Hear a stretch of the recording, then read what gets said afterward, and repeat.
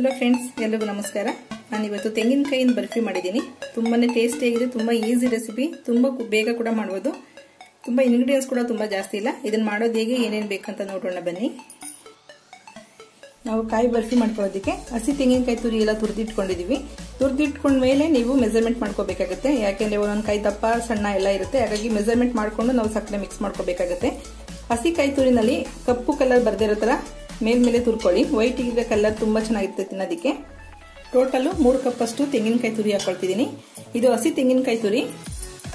ಸ್ವಲ್ಪ ಹಣ್ಗಾಯಿ ಆದ್ರೂ ಕೂಡ ತುಂಬಾನೇ ಚೆನ್ನಾಗಿರುತ್ತೆ. ಕಾಯಿ ಸ್ವಲ್ಪ ನೀರು ಕಮ್ಮಿ ಆಗಿರುತ್ತಲ್ಲ ಲಾಸ್ಟ್ ನಲ್ಲಿ ಬಲ್ತಿ, ಅಂತ ಕಾಯಿ ಆದ್ರೂ ಕೂಡ ತುಂಬಾನೇ ಚೆನ್ನಾಗಿರುತ್ತೆ. ನಾವು ತೆಂಗಿನಕಾಯಿ ತುರಿಗೆ ಸಕ್ಕರೆ ಮಿಕ್ಸ್ ಮಾಡ್ಕೊಳ್ತಿದೀವಿ. ಅದು ಕಾಯಿ ಸ್ವಲ್ಪ ತೇವಾಂಶ ಇದ್ದಂಗೆ ಸಕ್ಕರೆ ಮಿಕ್ಸ್ ಮಾಡಿರ್ಬೇಕಾಗುತ್ತೆ. ತೆಂಗಿನಕಾಯಿ ತುರಿ ತಗೊಂಡಿದ್ದೀನಿ. 1.5 ಕಪ್ ಅಷ್ಟು ಸಕ್ಕರೆ ಯೂಸ್ ಮಾಡ್ಕೊಳ್ತಿದ್ದೀನಿ. ನಿಮ್ಗೆ ಇನ್ನು ಸ್ವೀಟ್ ಜಾಸ್ತಿ ಬೇಕನ್ನೋದಾದ್ರೆ 2 ಕಪ್ ಹತ್ರ ಹಾಕೊಳ್ಬಹುದು. ಯಾಕೆಂದ್ರೆ ತೆಂಗಿನಕಾಯಿ ತುರಿ ಫ್ರೆಶ್ ಆಗಿದೆ, ಅದನ್ನ ಪ್ರೆಸ್ ಮಾಡಿಲ್ಲ, ಜಸ್ಟ್ ಹಾಗೆ ಉದುದ್ರು ತರ ತಗೊಂಡಿದ್ದೀನಿ. 3 ಕಪ್ ತೆಂಗಿನಕಾಯಿ ತುರಿಗೆ 1.5 ಕಪ್ ಅಷ್ಟು ಸಕ್ಕರೆ ಮಿಕ್ಸ್ ಮಾಡ್ಕೊಳ್ತಾ ಇದೀವಿ. ಚೆನ್ನಾಗಿ ಮಿಕ್ಸ್ ಮಾಡಿಟ್ರೆ ತೆಂಗಿನಕಾಯಿನಲ್ಲಿರೋ ತೇವಾಂಶಕ್ಕೆ ಸಕ್ಕರೆ ಪೂರ್ತಿ ಕರಗುತ್ತೆ. ಇವಾಗ ನಾವು ಮಿಠಾಯಿ ಬರ್ಫಿ ಮಾಡೋದಕ್ಕೆ ತುಂಬಾ ಬೇಗ ಈಸಿಯಾಗಿ ಬರುತ್ತದು.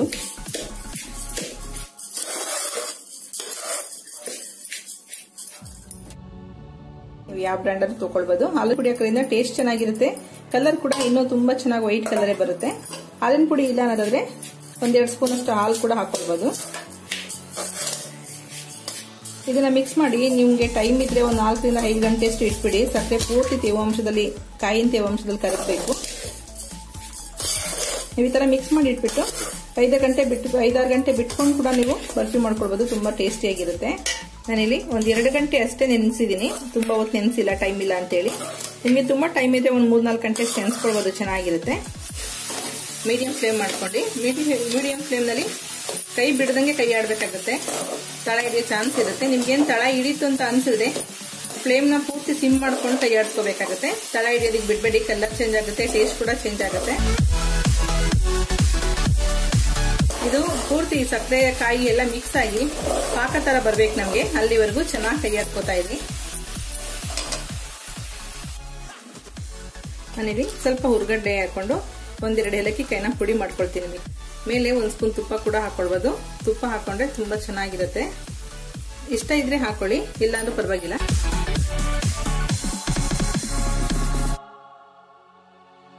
ನಾವೆಲ್ಲ 10 ನಿಮಿಷದಿಂದ ಚೆನ್ನಾಗಿ ಫ್ರೈ ಮಾಡ್ತಾ ಇದೀವಿ. ಮೀಡಿಯಂ ಫ್ಲೇಮಲ್ಲಿ ಇಟ್ಕೊಳ್ಳಿ. ಏನೋ ತಳ ಹಿಡಿಯುತ್ತೆ ಅಂದಾಗ ಸಿಮ್ ಮಾಡ್ಕೊಳ್ಳಿ. ನೋಡಿ, ಸ್ವಲ್ಪ ಎಲ್ಲ ಗಟ್ಟಿ ಮುದ್ದೆ ತರ ಆಗಿದೆಯಲ್ಲ, ಈಗ ಪಾಕ ರೆಡಿ ಆಗಿದೆ. ಅದು ಈಗ ಸ್ವಲ್ಪ ಏಲಕ್ಕಿ, 1-2 ಏಲಕ್ಕಿ, ಮತ್ತೆ ಸ್ವಲ್ಪ ಪುಟಾಣಿ, 1 ಸ್ಪೂನ್ ಅಷ್ಟು ಹುರ್ಗಡ್ಲೆ ಇರೋ ಸಾಕಾಗುತ್ತೆ. ಏಲಕ್ಕಿ ನುಣ್ಗಾಗ್ಲಿ ಅಂತ ಅಷ್ಟೇ ಹುರ್ಗಡ್ಲೆ ಹಾಕಿದ್ದು. ಸಕ್ಕರೆ ಹಾಕಿ ಕೂಡ ಏಲಕ್ಕಿ ಜೊತೆ ಮಿಕ್ಸ್ ಮಾಡ್ಕೊಳ್ಬಹುದು, ಪುಡಿ ಮಾಡ್ಕೊಳ್ಬಹುದು. ಅಥವಾ ಪುಟ್ ಕೂಡ ನೀವು ಏಲಕ್ಕಿ ಪುಡಿ ಮಾಡಿ ಹಾಕೊಳ್ಬಹುದು.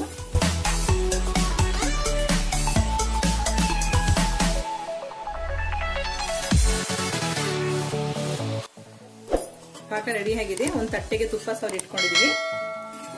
ತುಪ್ಪ ಸವರಿ ಅಂತ ತಟ್ಟೆಗೆ ಮಾಡಿದಂತ ಕಾಯಿ ಬರ್ಫಿ ಎಲ್ಲ ಹಾಕೊಳ್ಳೋಣ.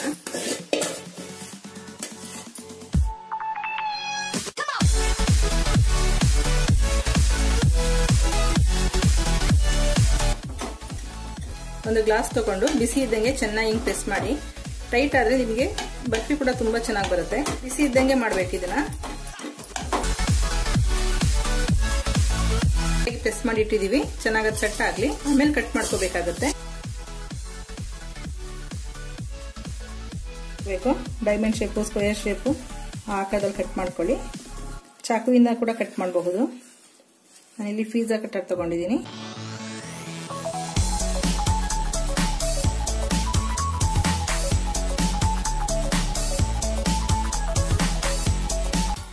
ಈಗ ಬೇಕಾದ ಹಾಕೋದ್ರಲ್ಲಿ ಕಟ್ ಮಾಡ್ಕೊಂಡಿದ್ದೀನಿ. ಈಗ ಉಲ್ಟಾ ಮಾಡೋಣ.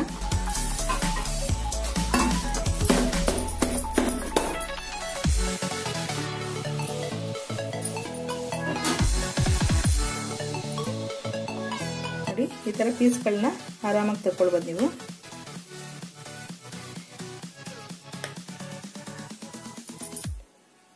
ನೋಡಿ ಎಷ್ಟು ಚೆನ್ನಾಗಿದೆ. ನೀವು ಎಷ್ಟು ದಪ್ಪ ಬೇಕೋ ನೋಡಿ ನೀವು ಪ್ರೆಸ್ ಮಾಡಬೇಕಾದ್ರೆ ಮಾಡ್ಕೊಳ್ಬಹುದು. ತುಂಬಾನೇ ಟೇಸ್ಟ್ ಆಗಿದೆ. ತುಂಬಾ ಕಲರ್ ಕೂಡ ತುಂಬಾನೇ ಚೆನ್ನಾಗಿದೆ. ನೋಡಿದ್ರೆ ಫ್ರೆಂಡ್ಸ್, ಎಷ್ಟು ಸುಲಭವಾಗಿ, ಎಷ್ಟು ಈಸಿಯಾಗಿ ಮಾಡ್ಕೊಳ್ಬಹುದು ತೆಂಗಿನಕಾಯಿ ಬರ್ಫಿ ಅಂತೇಳಿ. ತುಂಬಾ ಚೆನ್ನಾಗಿದೆ. ನೋಡಿ, ಈಗ ಅಂದ ತಕ್ಷಣ ಕಟ್ ಆಗುತ್ತೆ. ಬಾಯಿಗಿಟ್ಟು ಅಷ್ಟೇ, ಬಾಯಿಗಿಟ್ಟ ತಕ್ಷಣ ಕರ್ಗೋಗುತ್ತೆ, ಅಷ್ಟು ಚೆನ್ನಾಗಿದೆ ಟೇಸ್ಟು. ಕಲರ್ ಕೂಡ ನೋಡಿ ತುಂಬಾನೇ ಚೆನ್ನಾಗಿದೆ. ನಿಮಗೆ ವಿಡಿಯೋ ಇಷ್ಟ ಆಗಿದೆ ಲೈಕ್ ಮಾಡಿ, ಶೇರ್ ಮಾಡಿ, ಸಬ್ಸ್ಕ್ರೈಬ್ ಮಾಡಿ. ನಿಮ್ಮ ಅಭಿಪ್ರಾಯ ಅನಿಸಿಕೆಗಳನ್ನ ಕಮೆಂಟ್ ಮಾಡ್ಕೊಳ್ಳಿ. Okay, bye, thank you.